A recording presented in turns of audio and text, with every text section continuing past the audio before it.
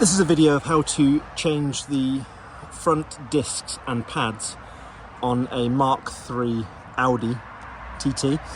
This is the TTS model, so it's the 2-litre turbocharged model, 2016 car, this particular one, but this is probably very similar across the board.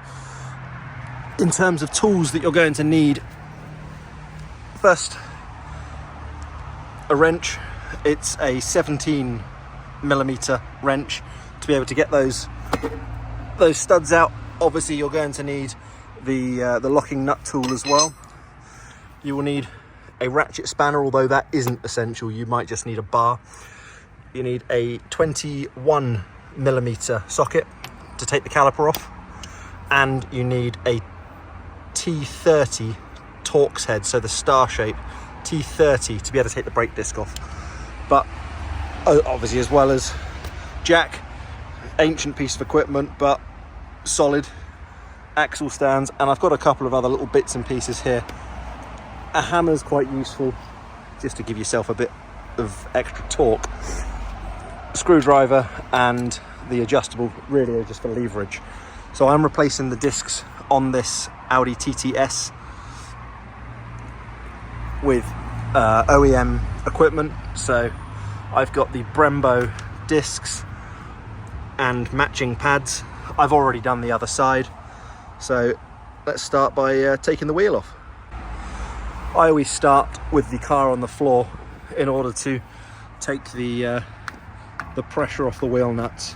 So those are still tight, just they're not sort of properly biting into the thread anymore. So while that's on the floor, loosen those wheel nuts, and then under the car, it's this piece here where you're looking to align the jack. That's the jacking point, just there. So let's bring that up.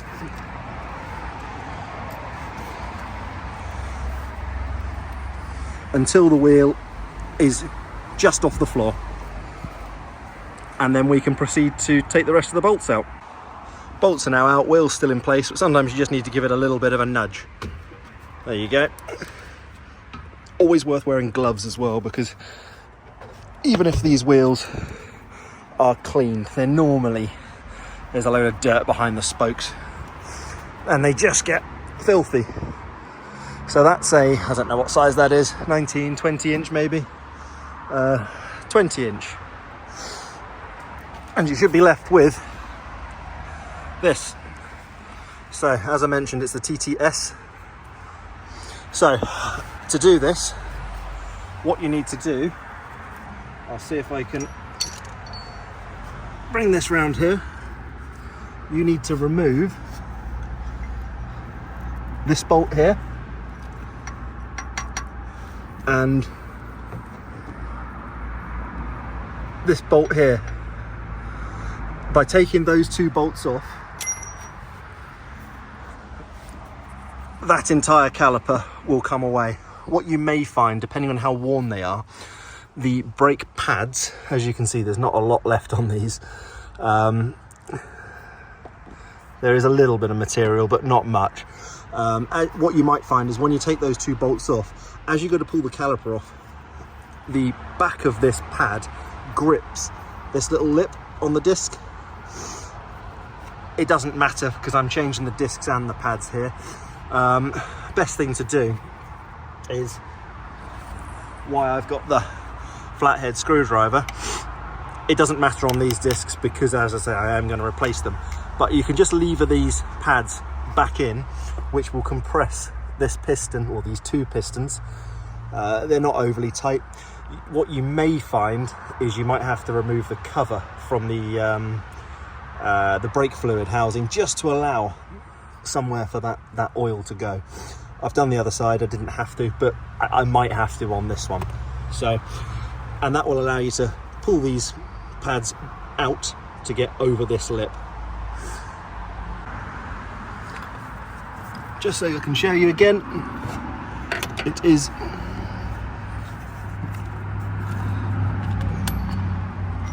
Where's my pointy stick?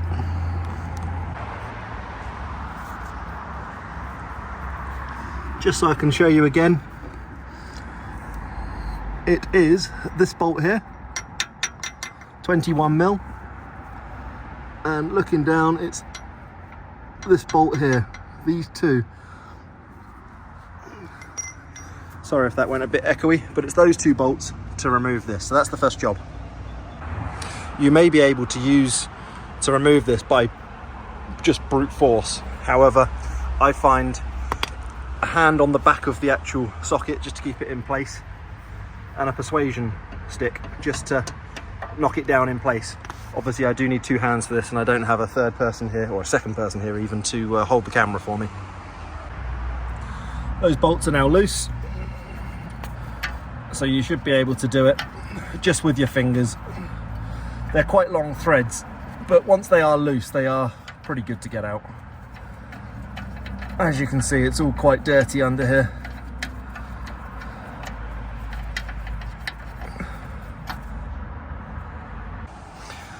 That's the first bolt out, so you can see it's probably 6 or 7 centimeters long, and I always like to make sure I do put them back in the same place. So that is the bottom one, and the top bolt is this one. So I put it in order. As I mentioned, you can feel that this isn't coming off. However, that has been removed. It's just those brake pads rubbing against this lip. It's not much of a lip, but it's enough to hold that in place. So this is where I would use the screwdriver just to pull it. Again, I need two hands for this. Caliper's now removed. Next job to get the disc off is the T30 Torx. Fairly straightforward. I always use a bit of cardboard to sit the caliper on. It's sat on the sort of the shield at the back, but it just gives it somewhere to rest. Take that off. The discs do typically come with these. I prefer to use the Torx ones rather than these are sort of Phillips screwdriver, but give this a bit of a knock and it should come loose. I ended up having to give that one a bit of persuasion with the hammer because it just wasn't coming off, as you can see. So I'll be fitting a new disc. Obviously it's best to be careful not to touch these too much and get your greasy fingers on. It is worth just running a wire brush over the hub just to sort of clean it all up, get the worst of that off. Okay, so I've cleaned up the hub. The new disc is on with the little locator screw. What it is worth doing is just to make sure it is lined up properly. Take one of the wheel bolts, not sure why this isn't focusing, and just make sure you can actually get it in all of the holes for it, just so you know when you actually come to put the wheel on, it is actually lined up. There's no reason why it shouldn't work, but it's a just in case really. New disc is on with the little locator screw, again Torx T30. It is worth just putting one of the wheel nuts back in, just making sure it does screw in to each of these, really just so it's, you know, that way it is definitely lined up, just in case for any reason it shouldn't be, but just in case the disc hasn't been isn't quite right. Again, it's worth marrying up that disc with the old disc again, just to make sure that the size is right. It's a pain in the arse if you take it all off, put it all together, and then you go to put the wheel on and it doesn't fit. So you should actually know before the caliper anyway. Next job is the calipers. So we want to take off the pads. So these two bits with the blue on top, these are the pads. You need to first take out this retaining clip. I just used it's an extender for I don't know, it's an extender for a socket set really, but just knock that through. It's only a little piece of metal, so just bang it through. So I've pushed that out. It's a spring retaining clip that just slides through the ends of the pads just to hold them in place. Stops them coming loose, stops them moving about. Set that aside, and then the next job is to take out those pads. Caliper removed, and the pad is on. What you do find, as I say, there's the old pad. Some life left, but not a lot worth changing. What you do find is sometimes you could do with a third hand, because you got to hold this caliper in place, and these little shims here and here, they can sometimes ping off, and it's all quite tight, and you get that one in and that one pops off, and then you get that one in and that one pops off, as well as sort of lining up the this sort of hook at the bottom. So it would be easier to have a second set of hands, although it isn't essential. I've done this on my own. It's just a little bit fiddly, but you'll get there eventually.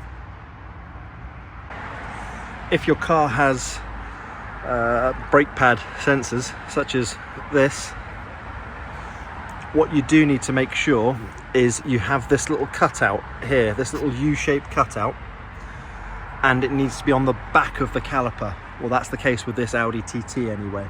So when you're doing this, check before you take it all apart that you've put these, some cars have it on all four wheels. This one only has it on the front right, the wear sensor effectively. As I say, you want to make sure that that is on the back of the caliper. Just so the internet gremlins, I can prove that I have actually put it on. So, as I say, on the back of the caliper there. And then it is just a case of line it up and do those two bolts up. That's now back on. So I need to put this little clip in, which is this. This goes in relatively easily. Just push it through, line it up, and you might find that it gets a little bit stuck. So use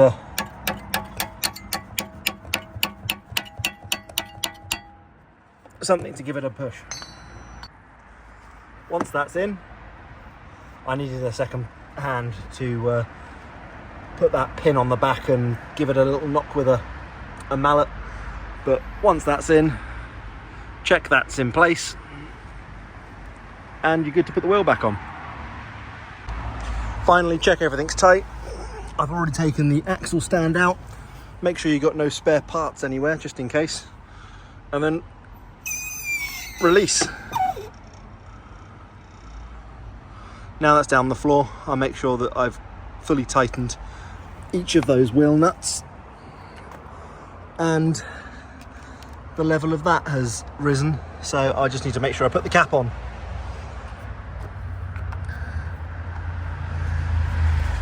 It is always worth topping that up if it is sort of below a recommended level.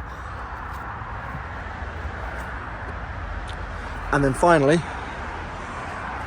it is a case to start it, and you may need to pump the brakes a few times, and obviously go easy before you give it all the beans on the brakes, just in case there's a little bit of grease and grime on them.